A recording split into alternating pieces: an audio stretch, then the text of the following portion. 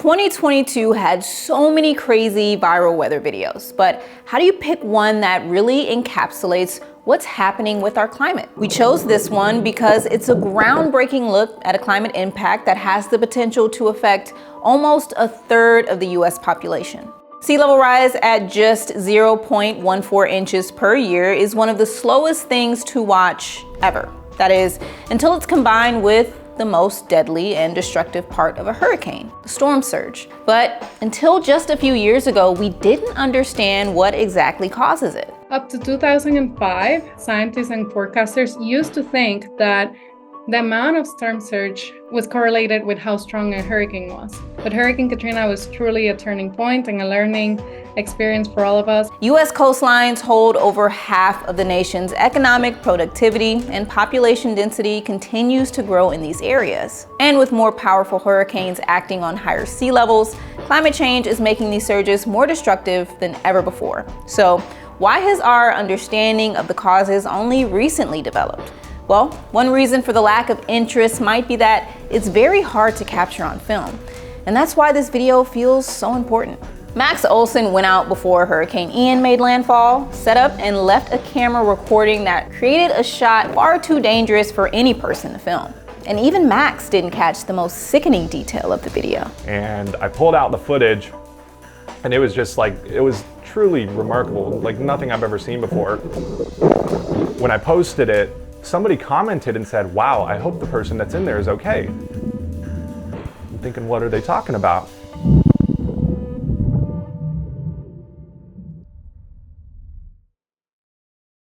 We'll get back to the video, but first we wondered how high a storm surge could actually get and what makes it bad in some storms and way worse in others. So one of the most challenging and destructive parts of a cyclone is not directly the wind from the hurricane, but rather the storm surge. Storm surge is salt water pushed on land by the winds of a hurricane. These strong winds push against the water's surface, causing it to pile up. The wind and low pressure system can also displace water elsewhere, causing a reverse storm surge on the opposite side of the hurricane. All this water has to go somewhere, and when the storm is near a coastline, it piles up on shore. If it lines up with high tide, the impact can be much worse.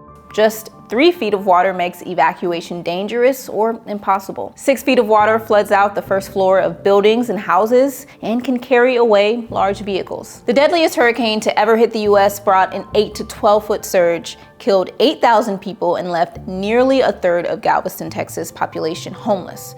A century later, Hurricane Sandy caused a 14-foot surge in New York, flooding nearly a fifth of the city and causing $19 billion in damage. Hurricane Ike brought 22 feet of storm surge and once again hammered Galveston, Texas. But the highest storm surge in the US was 28 feet during Hurricane Katrina. That's double the surge that hit New York during Sandy. That level of surge could put much of the city underwater, with the risk of inundation reaching all the way to Central Park. But the largest surge ever recorded globally? Well, the high water mark when Cyclone Mahina hit the northeast coast of Australia was reported at 42 feet of additional water. Just how much of that can be attributed to storm surge, waves, and other factors is debated, but for reference, that's higher than the highest land elevation in Miami, New Orleans, Virginia Beach, and Charleston, just to name a few coastal cities. But we wanted to know, why do some major hurricanes produce a small storm surge while other weaker hurricanes produce devastating ones? Well, let's go back to mid-September 2022 when Hurricane Ian began to take shape. Storm chaser Max Olson headed to Florida. Right as we got onto Fort Myers Beach, we were immediately concerned because the orientation of that coastline already is kind of like a catcher's mitt. There's no seawalls, there's no mounds of dirt, barriers or anything. It's just pretty much unimpeded flow right to the center of town there. We're going and looking for places where we can put our unmanned surge probes. They're basically just a waterproof camera with a battery pack, and they last for 26 hours, and we're able to put them in areas that are just kind of too dangerous for us to go and stay. We pulled a Ford Expedition onto a curb, and then I climbed up on top and stood as tall as I am, which is 6'4", and put the probe up on the pole. We could barely sleep that night. I mean, the storm was strengthening. It was coming in at the really truly worst orientation that it could. The following morning, we went to go collect our surge probes. We started getting close to Fort Myers Beach, and we started seeing progressively worse and worse damage. And then as we got over the bridge to Fort Myers Beach, it looked like something out of a movie, just completely catastrophic damage. We somehow were able to make it to where our camera probe was, and we were able to pull the car up enough and get the camera box pulled down. When Max pulled up the footage of the storm surge, he was shocked by what he saw. And it shows how the storm surge just slowly creeps in at first and then starts rising. Before you know it, you basically have waves in downtown Fort Myers Beach. You had swells that were going up and knocking down houses. But it wasn't until Max posted the video to YouTube that he learned something even more shocking. The camera probe captured a pink house which we thought was uninhabited, and it just floats away. I start scrubbing back through the footage, and you can see somebody poke their head out the door. Then the surge quickly rose to 3 feet, which, as we learned earlier, means it was too late to safely evacuate. And they had no idea just how much water was coming. I was convinced that I had just posted a video of somebody's last moments, because I thought there was no way you could survive that. The house had completely floated away while Max was recording, and Max had no idea what happened to its inhabitants. Hurricane Ian was a very powerful hurricane. It was associated with very strong winds of up to 150 miles per hour, pushing a lot of water inland, but it was also approaching from the western coast of the Florida Peninsula. And it so happens that the ocean floor, it's very shallow there. That means that a hurricane can push a lot of water inland, a lot more than it would if the ocean floor was a lot deeper. Early estimates for the storm surge are 15 feet of additional water in a part of Florida that hadn't seen a major storm surge in years. And Max wondered if he had recorded the last moments of someone's life. Then I get a message the next morning saying, hey, I'm the sister of the person who was in that house. We spent all night searching for my brother and his girlfriend who were in that house, Todd and Annette, and their 2 dogs. And somehow, some way, they found them both alive. As the house washed away, they were able to hold on to a telephone pole and a tree with their 2 dogs, then floated to a different house where they survived the rest of the surge. So we just came up with everything that we could, filled up the car, and then drove it down. And we actually got to meet him and shake his hand and give him a hug, and that was just 24 hours after posting that video. Ian made landfall as a Category 4 storm with 15 feet of storm surge. So why did Hurricane Katrina destroy so much of Mississippi and Louisiana with a 28-foot storm surge as just a Category 3 when it hit land?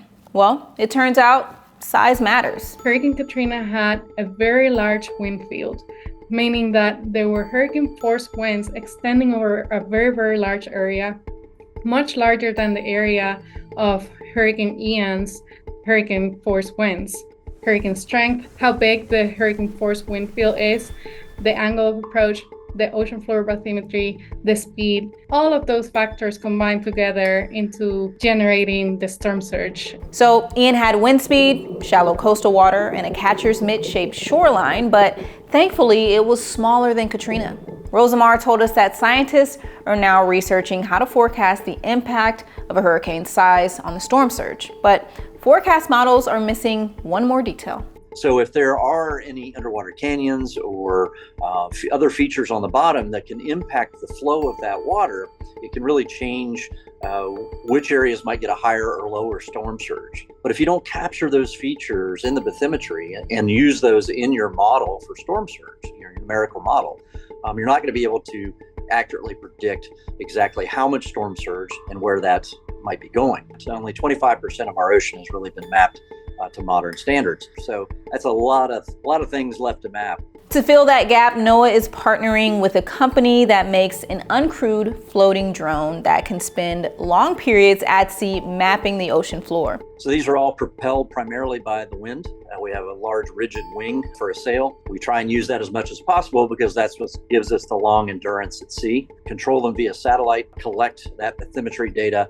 And climate change is making the need for improved storm surge forecasts even more pressing.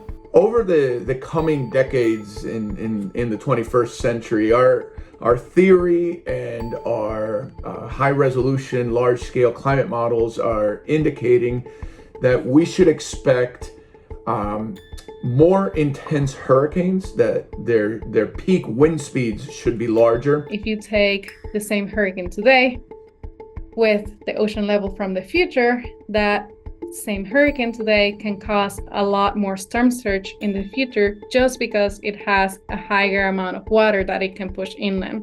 So that turns into a combined effect where you have not only higher amounts of ocean water due to sea level rise, but also a stronger hurricane, and the combination of both can turn into much higher storm surge inundation in the future if our planet continues to warm at the rate it is warming. You may say, oh, if it starts getting bad, then we'll get out of there. That's not always the case. In fact, many times when you get to that point of realization, it's too late. You don't have time to get out. Make the plan and execute on it when the time is there. That's, if there's one person I can convince to do that because of what we do out there, then that makes it all worth it. Improved storm surge forecasts can be incredibly useful to determining which communities will be the most prone to storm surge inundation. Do you live in a place at risk of storm surge? We'd love to hear about your experience. Let us know in the comments, and as always, stay safe. Before you go, we'd like to invite you to participate in PBS Digital Studio's annual audience survey. You get to tell us what you like, what you want to see more of from PBS, including voting on new shows. So if you'd like to help shape the future of this channel, it takes just a few minutes. There's a link in our description.